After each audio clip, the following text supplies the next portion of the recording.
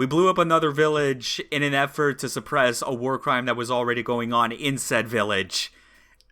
And now we're now ready to continue our plans to assault like the main Hai Shidao forces and stop Gormit Sin from continuing to do this very, very awful idea he keeps having of trying to just be independent and aggressive to every neighboring nation. There's a lot to unpack, especially regarding the last 20 or so years of history. Yeah. I mean, I guess Ron Perlman was right. War never changes. No. See, I was thinking some motherfucker's always going to be ice skating uphill, but that was No, that's Wesley Snipes. That's the thing. Wow. That's probably the first time in human history anyone's confused those two individuals. Yeah, you'd think that'd be pretty hard, too. Welcome to a disturbing insight into the inside of my brain. Yeah. But yeah, here we go. We're on another big battlefield. Technically a whole lot of ETs we could destroy, but this is not a mission where we have to destroy a certain percentage of the enemy forces. Instead, we have to go hunting around for the commanding units on the enemy side, which is comprised of 3 Juggernauts. Oh. But it's okay, we're going in with the other Regal Dress model, the Regal Dress A. A standing for artillery, hence why our sidearms for this mission are some of the biggest, baddest, long-range missile and howitzers you can imagine. That howitzer is 550 millimeters, I should let you know. With that, you don't need targeting. You just shoot it in the general vicinity and hope the blast radius takes them out. Yeah, I think we've now reached the point where we've hit the mecha equivalent of the Berserk description of Guts' sword, and that calling it a sword isn't even accurate, more like a giant slab of metal. We're at that point. Less artillery, more orbital weaponry. Yeah. Oh man. And a fun fact with this mission, this also took me quite a number of tries to get right because of how, it should be no surprise that when I ever play these missions in my off time, especially, in a campaign file, I'm always going with a unit that has a railgun. It's because that's kind of the best option you can ask for if you're trying to deal with the Juggernauts. Because, unlike at the end of Campaign 1, where you had, the ruined Capitol building to use as cover when taking just that one out, you're in a very big open field with 3 of them at different corners. Fortunately, they aren't bunched up in a way that would make it otherwise, I think, impossible to effectively deal with. Just one Juggernaut's already enough of a hassle with any other unit. Especially because of their railgun. And I was going to say, I have the sneaking suspicion some shrubbery ain't going to do shit against them. Nope, it absolutely will not. Just shouting really loudly, "Fuck off, I'm a tree!" Well, he would know. Yeah. Just turn into a giant windmill like that one, Gundam from G Gundam. The Neo Holland, I think it was. The Neo Holland Gundam that technically managed to get to the finals by virtue of just camouflaging with other windmills and just waiting until all the other Gundams had killed each other off. I am not making that up. That kind of rank opportunism. Yeah. Also, hope you appreciate the best song from Macross Plus. I actually need to go back and watch that because I haven't seen it since I was a kid. Yeah, it's Plus is alright. I do think the animation and production values on that front are really good. Especially and also the YF-19 still remains my favorite design of any mecha in Macross by a long shot. I always kind of felt that the one thing that Macross didn't really have on the human side was variety of design, which kind of a disappointment one of the reasons why I'm not as big on it as I am other series. Because aside from like, every VF more or less has to have like the same style of like modes and like tactics that go with it. Other than like paint jobs and the real minutia, which most people don't particularly care for, 90% of them look very, very similar. They do, but it's like the thing that's more interesting to look at the evolution of units in Macross is less like what type of like different forms and like I guess like the core silhouette of how they look. It's more just like the mechanisms behind their transformation. Because I think that's why I like the YF-19 the most, is because you look at the original Macross 1 units and how they transformed. Like, and then you compare it to like the specific mechanisms that go into how the YF-19 transforms. It is like a huge step up. Yes, it's kind of like, the way I always looked at it is, it's like the evolution of jet fighters in real life. It absolutely is.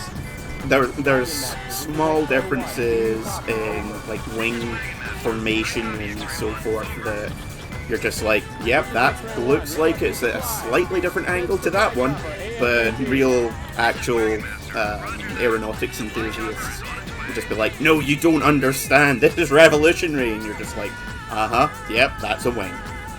Yeah, like, yeah, that is pretty much like very accurate.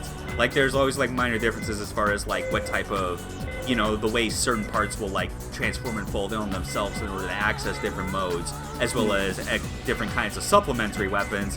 But obviously, like, no matter the generation, a VF's always going to have a gun pod and a shitload of missiles. And big arms. Yeah. That said, though, like, I know you said you had like watched like a few episodes of like Delta, but did not like proceed all the way through it. Just kind of dropped off and like did other stuff.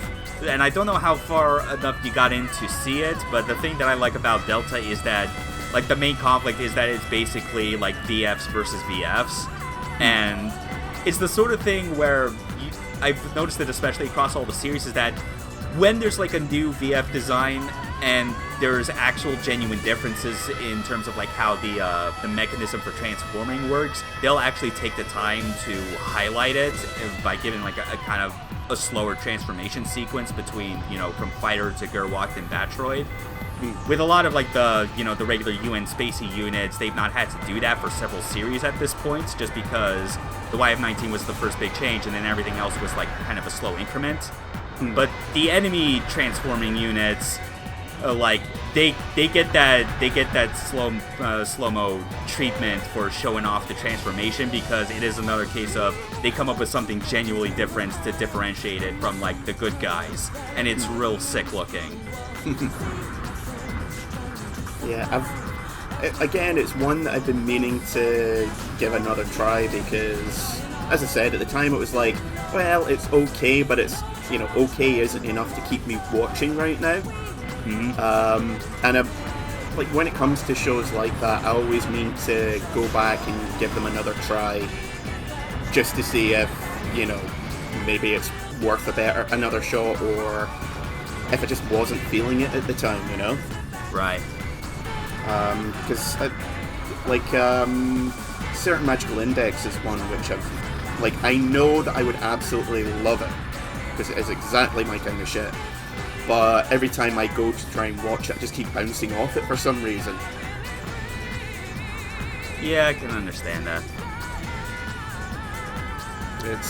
It's annoying, because I know that some of the stuff later on is fantastic, but, just getting there, I'm like, yep, it's an annoying girl at school, haven't seen that one before, yep, she's annoying, she's stoic, yeah, cool. Can I go watch, I don't know, literally anything else right now? That would be kind of cool. Yeah. It's just a bit too tropey in some ways. Yeah, it gets real cliche. Yeah. Wagon Master, this is X-Ray 1. Do you copy? Over. This is Wagon Master. Yep, already having to make a second supply run as well, because that's just how it goes when you're dealing with a Juggernaut. There's actually one detail about it that it happened during my practice runs, and unfortunately I could not get it to show up in this successful run, because I feel like like that specific attack combined with successful run, I think just does not mix, because if you get hit with it, you might as well prematurely eject. The railgun, it actually has the effect of, it doesn't really like knock you flat on your ass if you get hit by it. It actually shuts down your systems and you have to reboot. Ah, dicks. Yeah, it's like, because I had mentioned it with the rapier and how its stun rod basically does that, like at short range but like minimal damage. Yeah. Railgun, that's basically its secondary effect on top of dealing a whole lot of damage. It's why, it's something that I had never really like paid enough attention to really notice before until I was running this mission and failing multiple times, was that when you hit certain units with the railgun, especially big heavy ones like the Juggernaut, it doesn't knock them on the ground. It just causes them to like reel their upper body back while still standing straight up. Because that's not them like getting knocked out and disoriented. That's literally their systems going offline because of the electrical surge of the railgun. Ah. Yeah, and because I couldn't, and the reason why I say you could not really get that in a successful run, I feel like, is because the time it takes when you're having to quickly reboot, you still have to go through things relatively in the same order. You can't like lightning fast just hit all the buttons and toggle switches in order, because it all finishes once you hit the start button at the exact moment when all the bars are above the proper threshold. And you're a sitting duck, and they can just keep shooting at you, and it's like, okay, I basically lost this mission.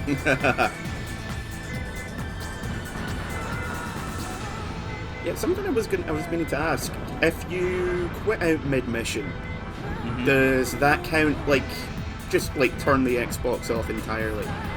For example. Does that not count as a loss, or... Oh, you mean, like, if you were to just turn the system off, like a hard shutdown? Yeah. In the campaign, so this is... I remember trying this before, and it was clearly an example of them doing, like, a bit of safe scum protection. Yeah. When you hit start on a mission, it basically saves a file under the assumption that you started that mission and then lost the unit. Ah. But when you complete the mission, it overwrites it to go, okay, you started that mission and you got through it with your unit intact. That's how they get around it. That's kind of like a forerunner to what they did in the Soulsborne series as well. Yeah, with the with it constantly saving every like minute and a half or so. Kinda, but I think that's also gone the round of by the fact that you can still manually exit out to the start menu, and how that basically is like a way to kind of get around a potential like death auto saving. Because I've seen that in certain speedruns or whatever, where like if someone's trying to go over like a very precarious narrow ledge or something and accidentally fall off, they'll very quickly bring up the pause menu, go to exit to main menu, and then just like get it before the you died screen even shows up. Unfortunately, Steel Battalion just it does not have that. So yeah, you start the mission, it'll act like you've lost that unit until you prove it otherwise. Just like, nope, you're boned. It's up to you to prove us wrong.